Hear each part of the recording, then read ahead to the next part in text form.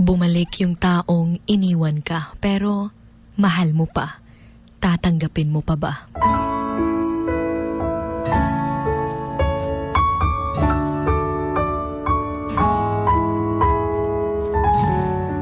Lahat tayo ay nagmahal na at handang magmahal pa.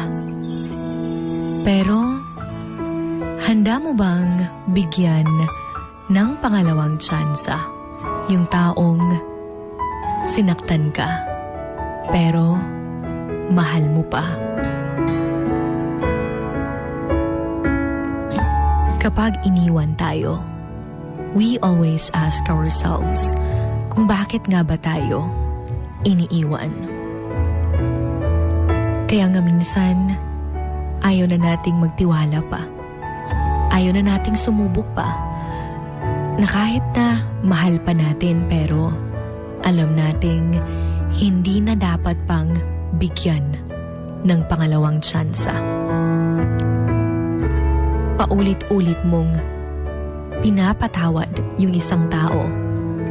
Kaya instead na magbago, ay paulit-ulit pa rin niyang ginagawa yung bagay na ikakasakit ng damdamin mo. Minsan, masyado kasi nating pinaparamdam sa isang tao na sobra natin silang minahal. Kaya, hindi sila natatakot na mawala tayo. Kasi ang alam nila, mas takot tayong mawala sila.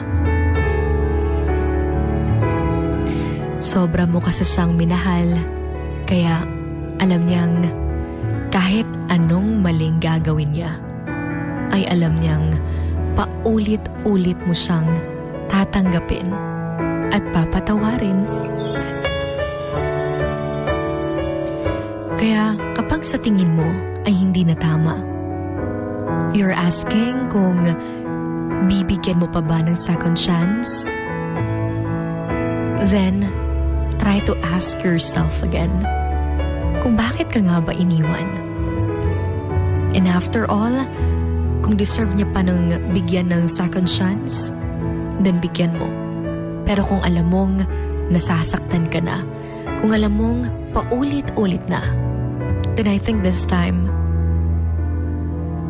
you must give yourself some love and respect. Let's all accept that things will never be the same again. Alam kong masakit, pero kailangan na